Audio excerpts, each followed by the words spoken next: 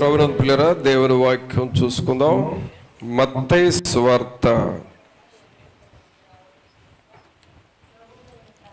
28వ అధ్యాయము. మత్తయి సువార్త 28వ అధ్యాయము మొదటి నుండి కొన్ని వచనాలు చదువుకుందాం. విశ్రాంతి దినము గడిచిపోయిన తర్వాత ఆదివారమున తెల్లవారుచుండగా మగ్దలేనే మరియయు వేరొక మరియయు సమాధిని చూడవచ్చిరి. ఇదిగో ప్రభుదూత పరలోకము నుండి దిగివచ్చి రాయి పొర్లించి దాని మీద కూర్చుండెను. అప్పుడు మహాభూకంపము కలిగెను. ఆ దూత స్వరూపము మెరుపు వలె నుండెను. అతని వస్త్రము హిమమంత తెల్లగా ఉండెను. అతనికి భయపడుట వలన కావలి వారు వణకి చచ్చిన వారి వలె నుండిరి. ఆ తర్వాత 8వ వచనం 9వ వచనం వారు భయముతో మహా ఆనందముతో సమాధి యొద్ద నుండి త్వరగా వెళ్ళి ఆయన శిష్యులకు ఆ వర్తమానము తెలుప పరిగెత్తుచుండగా యేసు వారిని ఎదుర్కొని శుభమని చెప్పారు. వారు ఆయన యొద్దకు వచ్చి ఆయన పాదములు పట్టుకొని ఆయనను మొక్కగా, యేసు భయపడకుడి, మీరు వెళ్ళి నా సహోదరులు కల్యాకు వెళ్ళవలెననియు వారక్కడ నన్ను చూతురనియు వారికి తెలుపుడనెను. ప్రభునందు ప్రియులారా, ఇక్కడ మనం చదివిన ఈ వాక్య భాగంలో యేసుక్రీస్తు ప్రభువారు మరి ఆదివారము తెల్లవారుచూ ఉండగానే సమాధిలో నుండి లేచినాడు అనే విషయము మనం బైబిల్లో చదువుతున్నాం, ప్రతి సంవత్సరము వింటూ ఉన్నాం. అయితే మనం గమనించాల్సింది ఏంటంటే, దేవునితో కూడిన ప్రతి పని కూడా ఆయన పనులు ఎక్కడ జరుగుతున్నా సరే దేవదూతలు వస్తూ ఉండేవాళ్ళు. అక్కడికి దేవదూతలు వచ్చేవారు. అంటే యేసుక్రీస్తు ప్రభు వారు ఎక్కడ ఉంటే అక్కడకు దూతలు వచ్చేవాళ్ళు. మనం బాగా గమనిస్తే యేసుక్రీస్తు ప్రభు యొక్క పుట్టుకను చూస్తే ఆయన జన్మిస్తూ ఉన్నాడు అన్న సంగతి తెలియచేయటానికి దూతలు వచ్చారు. అలాగే ఆయన జన్మించిన తర్వాత కూడా అనేకులు చూడటానికి వచ్చారు. అక్కడ కూడా దేవదూతలు ఉన్నారు. కాబట్టి యేసుక్రీస్తు ప్రభు వారు ఎక్కడ ఉంటే అక్కడ దేవదూతలు ఉన్నారు. తర్వాత ఈ సిలువకు ముందు యేసుక్రీస్తు ప్రభు వారు మరి గెత్సెమనే వనములో ప్రార్థన చేశాడు 40 రోజులు. ఎన్ని రోజులండి? 40 రోజులు గెత్సెమనే వనములో ప్రార్థన చేయటం జరిగింది. అలా ప్రార్థన చేస్తూ ఉన్నప్పుడు కూడా అక్కడకు కూడా దేవదూతలు వచ్చారు. ప్రభు అక్కడ ప్రార్థన చేస్తున్నప్పుడు అక్కడ కూడా దేవదూతలు వచ్చి ప్రభువుని బలపరిచినట్లుగా మనం దేవుని వాక్యంలో చూస్తున్నాం. దేవదూతలు అక్కడికి కూడా వెళ్ళారు. ఇక ఆ తర్వాత యేసుక్రీస్తు ప్రభు వారు సమాధి నుండి పైకి లేచినప్పుడు, పునరుద్ధానుడైనప్పుడు అక్కడకు కూడా దేవదూతలు వచ్చారు. అనగా పుట్టుక దగ్గర దేవదూతలు ఉన్నారు. అలాగే గెత్సెమనే వనంలో ప్రార్థన చేసుకునేటప్పుడు దేవదూతలు ఉన్నారు.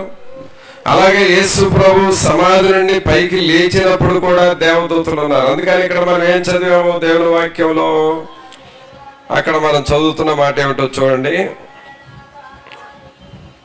2వ వచనం, ఇదిగో ప్రభువు దూత పరలోకము నుండి దిగి వచ్చి రాయి పొర్లించి దాని మీద కూర్చుండి అని. ఎవరు వచ్చారండి సమాధి దగ్గరికి? ప్రభువు దూత, దేవుని దూతలు ఎక్కడికి వచ్చారు. అనగా పిల్లరా, దేవుడు దేవుని యొక్క సేవ అంటే దేవదూతలు వస్తూ పోతూ ఉండేవారు. గమనించండి, మన జీవితాల్లో కూడా మనం తెలుసుకోవాల్సింది, నేర్చుకోవాల్సింది ఏమిటంటే, మనం ఏ పని చేస్తూ ఉన్నా సరే ఆ స్థలంలో ఎవరు రావాలి? దేవదూతలు రావాలి. చప్పట్లు కొట్టండి ఒకసారి అందరూ. ఎవరు రావాలి మనకి? అందరూ చెప్పండి. మన ప్రాంతాలలోనికి దేవదూతలు రావాలి. ఆమేన్. ఎవరు వస్తారండి? దేవదూతలు. ఈ అనుభవం మనం నేర్చుకోవాలి.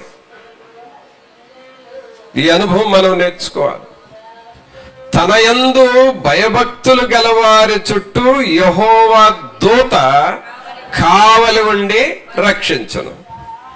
అంటే ప్రార్థన చేసుకుంటున్న నీకు, దేవుని సన్నిధిలో భయభక్తులతో ఉంటున్న నీకు దేవుడు తన దూతలను కావలిగా ఉంచుతాడు.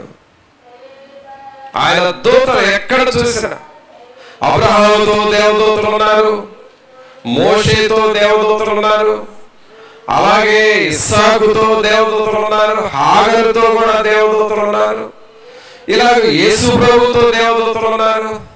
ఈ బైబిల్ చరిత్రలో మనం చూస్తుంటే ప్రతి ఒక్కరితో దేవదూతలు ఉంటూ వచ్చారు.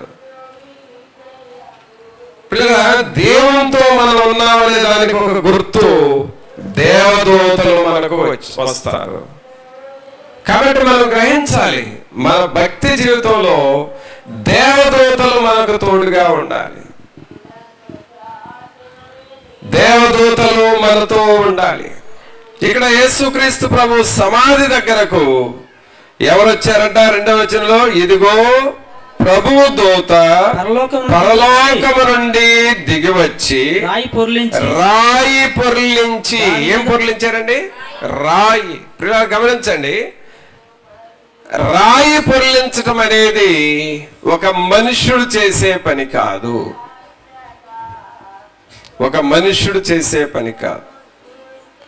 అది దేవదూత మాత్రమే చేయగలడు. ఈ రాయి అనేటటువంటిది బరువైనది అని అర్థం అండి. రాయి అంటే ఏంటి? బరువు, భారము అని అర్థము. ఈ రాయి బరువైనది, భారమైనది. అయితే ఈ రాయి పొర్లించబడాలి అనంటే మనుషుడు చేయలేడు, అది దేవదూతలు మాత్రమే చేస్తారు. గమనించండి, యేసుక్రీస్తు ప్రభు పునరుద్ధానుడయ్యాడు అని మనం తెలుసుకుంటున్నాం కదా. ఈ పునరుద్ధానము అంటే అర్థం ఏంటంటే మన మీద ఉన్న రాయి పొర్లించబడాలి. మన మీద ఉన్న రాయి పొర్లించబడాలి అంటే మన మీద ఉన్న భారములు పొర్లించబడాలి, దొర్లించబడాలి. ప్రతి వ్యక్తిలో ఏదో ఒక పెద్ద రాయి ఉంటుంది. నా గుండెల్లో రాయిబడింది అంటారు. రాయిబడడం ఏంటి అసలు? నా గుండెల్లో రాయిబడింది అంటారు. రాయిబడడం అంటే ఏంటి అంటే ఒక బరువు పడింది, ఒక హఠాత్తు వార్త విన్నాం, ఏదో ఒక పిడుగు లాంటి వార్త విన్నాం, ఏదో సడన్ గా పలానా వాళ్ళకి కీడు జరిగిందన్న వార్త విన్నాం. ఆ మాట వినగానే మన మనసులో ఒక రాయి పడ్డట్టుగా అయిపోద్ది. పిల్లలు గమనించండి, అనగా రాయి అనేది బరువుకు గుర్తుగా ఉన్నది, భారానికి గుర్తుగా ఉన్నది. రాయి అనేది ఒక సమస్యకు గుర్తుగా ఉన్నది, ఒక సమస్య. చూడండి, యేసుక్రీస్తు ప్రభు వారు సమాధి చేయబడ్డారు అన్న సంగతి తెలుసుకొని మరలా 3వ దినాన ఆయన తిరిగి లేస్తాడు అన్న సంగతి కూడా తెలిసి మగ్దలేని మరియా, వేరొక మరియా ఆ సమాధిని చూడటానికి అని బయలుదేరి వెళ్తున్నారు. మంచిగా సుగంధ ద్రవ్యాలు తీసుకున్నారు. మరి ప్రభువును చూడాలి, ఈ సుగంధ ద్రవ్యాలు ప్రభువుకి అర్పించాలి అని వారు సమాధి దగ్గరకు నడిచి వెళ్తా ఉన్నారు. వెళుతూ వెళుతూ ఏమన్నారు అంటే, వారు ఇద్దరు అనుకుంటున్నారు. ఏమనుకుంటున్నారంటే, యేసు ప్రభు సమాధి మీద పెద్ద రాయి పెట్టబడింది కదా, మనం చూసాము కదా రాయి. మరి ప్రభు పైకి రావాలి అని అంటే ఆ రాయిని ఎవరో ఒకళ్ళు దొర్లించాలి కదా. మరి మనం వెళ్తున్నాము, ఆ రాయిని ఎవరు తీసేస్తారో అని అనుకుంటున్నారండి వీళ్ళు. అంటే ప్రభువుని చూడాలి మనసు అయితే ఈ స్త్రీల్లో ఉంది, కానీ వాళ్ళ బుర్రలో, వాళ్ళ ఆలోచనలో ఒక సమస్య ఉంది. ఏంటి ఆ సమస్య అంటే, మన కోసం ఈ రాయి ఎవరు దొరికిస్తారు, ఎవరు ప్రక్కగా జరుపుతారు. అనగా రాయి అనేది ఒక సమస్యకు గుర్తుగా ఉన్నది. మన కోసం ఎవరు తీసేస్తారు ఈ రాయిని? ప్రభువునైతే చూడటం ఇష్టమే, కానీ రాయి మనం తీసేసుకోలేక. ఆ రాయి ఎవరు తీసేస్తారు? ఎవరన్నా దొరికిస్తే ప్రభు పైకి లేస్తాడు అని వాళ్ళు అనుకుంటా ఉన్నారు. ప్రభు పునరుద్ధానపు శక్తి అంటే అర్థం ఏమిటి అంటే, మన మీద ఉన్న భారాలు, మన మీద ఉన్న బాధ్యతలు, మనము భరిస్తున్న సమస్యలనే రాళ్ళను ఆయన దొరికిస్తూ ఉంటాడు. రాయిని మన కొరకు రాయిని దొరికిస్తూ ఉంటాడు. చూడండి, నీకు ఒక సమస్య వస్తుంది, చాలా సమస్యలు వస్తాయి. ఆ సమస్య వచ్చినప్పుడు కృంగిపోతావు, కొన్నిసార్లు ఏడుస్తావు, కొన్నిసార్లు నిద్రపడతావు, కొన్నిసార్లు ఇతరులు వచ్చి పలకరించినా నవ్వుతూ మాట్లాడలేవు.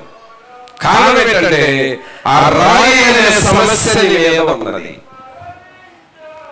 అయితే ఒక 4 రోజులు పోయిన తర్వాత, ఒక వారం పోయిన తర్వాత మళ్ళా నీ దగ్గరకు వచ్చి చూస్తే నువ్వు నవ్వుతూ ఉంటావు, సంతోషంగా మాట్లాడతావు. పోయిన వారం ఏమో చాలా బాగా మాట్లాడావు, ఇంకొక వారం వచ్చేసరికి సంతోషంగా నవ్వుతూ మాట్లాడతావు. కారణం ఏంటంటే నీకున్న సమస్య తొలగించబడింది. సమస్య తొలగించబడినప్పుడు మనం సంతోషంగా ఉంటాము. కావున పునరుద్ధానపు దినమున మనం ప్రభువుని జ్ఞాపకం చేసుకున్నప్పుడు ఆ సమస్య ఏమిటి అంటే, ఆ రాయి లాంటి సమస్య దేవుడు తీసేస్తా ఉన్నాడు. ఆ స్త్రీలు సమాధి దగ్గరకు వెళ్ళేటప్పటికి మన కోసం ఆ రాయి ఎవరు దొరికిస్తారా అని అనుకుంటా వెళ్ళారు. కానీ అప్పటికే ఆ రాయి ప్రక్కగా జరిగి ఉన్నది, ఆ రాయి దొరికించబడి ఉంది. తర్వాత సమాధిలో ప్రభువు ఉన్నాడని చూస్తే సమాధిలో కూడా ప్రభువు లేడు. ఆల్రెడీ ఆయన పునరుద్ధారుడై తిరిగి లేచి వెళ్ళాడు. అంటే దీని అర్థం ఏంటి అంటే, ఆల్రెడీ వీళ్ళు ఏదైతే సమస్య అని అనుకున్నారో ఆ సమస్య తొలగించబడింది. పునరుద్ధానపు దినాన మనం గ్రహించాల్సింది ఏమిటంటే, ఆయన పునరుద్ధానం రోజున, ఆయన మరణాన్ని జయించిన రోజున మన రాళ్ళన్నీ దేవుడు తొలగిస్తున్నాడు. మన బరువులన్నీ ఆయన తొలగిస్తా ఉన్నాడు. మన చింత యావత్తును ఆయన తొలగిస్తూ ఉన్నాడు. కొన్ని సమయాల్లో కృంగిపోయి ఉంటామండి. యాకోబు మనకు బాగా తెలుసు కదా. ఎవరు యాకోబు అంటే? యాకోబు అంటే ఎవరు? ఎవరైంది యాకోబు అంటే ఎవరు? ఇస్సాకు కొడుకు, ఇంకా ఇస్సాకు కొడుకు, తర్వాత అబ్రహాము మనవడు, ఇంకా యోసేపుకి తండ్రి, ఇంకా ఇశ్రాయేలీలకు మూల పురుషుడు. ఇవన్నీ కదా యాకోబు అంటే. అయితే ఈయన మీద ఒక రాయి పడింది ఒక రోజున. ఎవరి మీద? యాకోబు మీద ఒక రాయి పడింది. ఆయన బాగా హుషారుగా ఉన్న రోజుల్లోనే, ఆరోగ్యంగా ఉన్న రోజుల్లోనే, యాకోబు బాగా కష్టపడి పనిచేసి మంచి వయసులో ఉన్న రోజుల్లోనే ఆయన మీద ఒక రాయి పడింది. ఏంటో ఆ రాయి తెలుసా? ఆ రాయి ఎవరో ఇలా కొడుకులే వేశారు ఆయన మీద రాయి. ఎవరు వేశారండి? కొడుకులే వేశారు. ఏమని వేశారంటే, నీ కొడుకు లేడు. ఏమన్నారు? నీ కొడుకు లేడు, చచ్చిపోయేటట్టున్నాడు. ఏవో తోడేళ్ళు వచ్చి నీ కొడుకుని చీల్చేసినట్టున్నాయి. నువ్వు కుట్టించేవే షర్టు, ఆ షర్టు కూడా దొరికింది, అది తీసుకొచ్చావు నీకు అని ఆ షర్టు రక్తంలో ఉంచి తీసిన షర్టును చూపించారండి. ఒక తండ్రి, ఒక తల్లి హృదయం ఎలా ఉంటుందో ఆలోచన చేయండి. అసలే ప్రేమించిన కొడుకు విచిత్రమైన అంగీలు కుట్టించుకున్నాడు ప్రేమతో. కానీ ఆయన పెద్ద కొడుకులందరూ వచ్చి, నీవు ప్రేమించిన నీ చిన్న కొడుకు చచ్చిపోయాడు, ఆ పిల్లోడు వస్త్రం దొరికింది, ఇదిగో అని రక్తపు మడుగులతో ఉన్న వస్త్రం తీసుకొచ్చి తండ్రికి ఇచ్చారు. ఏం పడింది ఆయన మీద? పెద్ద రాయి పడింది. పెద్ద రాయి పడింది. సోదరా సోదరి, మన జీవితాల్లో కూడా ఇలాంటి రాళ్ళు వచ్చి మన మీద పడతా ఉంటాయి. ఇలాంటి రాళ్ళు వచ్చి పడతా ఉంటాయి. యాకోబుకి ఆ రాయి పడింది, కొడుకు చచ్చిపోయాడు అని అనుకున్నాడు. ఇక ఆయన బ్రతుకుతూ ఉన్నాడు కానీ ఆయన బ్రతికే బ్రతుకు కాదు. ఇక అది నా కొడుకు చనిపోయాడు, నా కొడుకు చనిపోయాడు, నా కొడుకు చనిపోయాడు, నా కొడుకుని ఏదో తోడేలు చీల్చేసిందంట, నేను కుట్టించిన ఆ షర్టు తీసుకొచ్చి నా పిల్లలు చూపించారు అని ఆ రోజు నుండి ఆ రాయి ఆయన మీద పడి బరువుగా ఉండి సమస్య ఎక్కువైపోయి ఎక్కడ నుండి వృద్ధాప్యంలోనికి వెళతా వచ్చాడు. పిల్లరా, దిగులు అనేది మనిషిని తొందరగా వృద్ధాప్యంలోకి తీసుకుని వెళతాయి. సమస్యలు ఎక్కువగా నువ్వు ఫేస్ చేస్తున్నావంటే, సమస్యలు ఎదుర్కొంటున్నావంటే నువ్వు తొందరగా ముసలాడు అవుతావు, తొందరగా ముసలాని అయిపోతావు. ఆ రాళ్ళు మీద ఉన్నప్పుడు నీ ఆరోగ్యం దెబ్బతింటది, నీ సంతోషం దెబ్బతింటది, నీ యొక్క హుషారు పోతుంది, నీ ప్రార్థన జీవితం తగ్గుతుంది, అన్నిటిలో అడిగిపోతా, తొందరగా రోగము, తొందరగా ముసలితనం వచ్చేస్తుంది.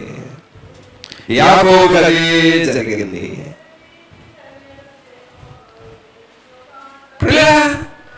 మన జీవితాల్లో కూడా ఇలాంటి రాళ్ళు మోస్తూ కూర్చున్నామేమో మనం.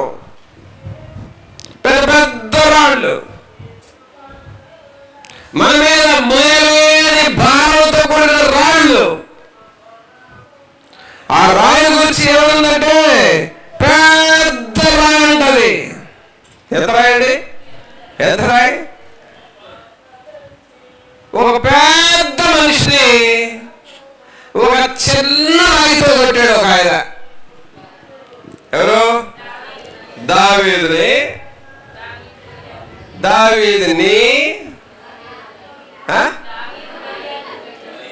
కాదు, దావీదుని కాదా? రైట్. ఇప్పుడు ఎట్లా? గొల్లియాతుని దావీదు కొట్టాడు. దేంతో? పెద్ద రాయ, చిన్న రాయి. మనిషి పెద్ద మనిషి, కానీ కొట్టింది ఎంత రాయితో? చిన్న రాయి.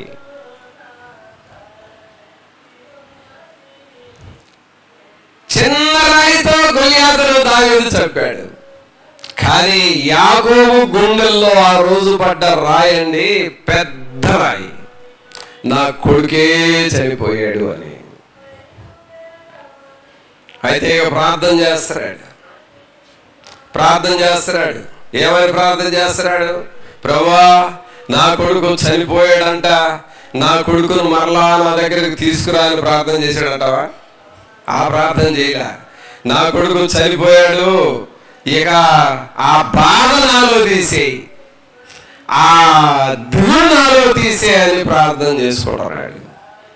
కానీ పిల్లరా, దేవుడు కొన్ని సంవత్సరాల తర్వాత మరలా ఐగుప్తు దేశంలో యోసేపు రాజుగా మారిన తర్వాత, మరలా అన్నలు తండ్రిని తీసుకొచ్చిన తర్వాత, ఆ తండ్రిని యోసేపు చూసిన తర్వాత, నేనే యోసేపుని అని చెప్పిన మాట ద్వారా ఆ తండ్రి మీద ఉన్న రాయి తొలగించబడింది.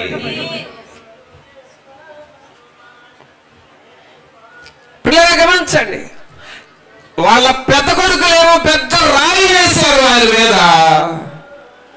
వాళ్ళ చిన్న కొడుకు అనగా యోసేపు, నేనే యోసేపు తండ్రి అని యాకోబుతో చెప్పినప్పుడు ఆ రాయి దొర్లించబడింది. పునరుద్ధానపు శక్తి అంటే ఇదే పిల్లరా.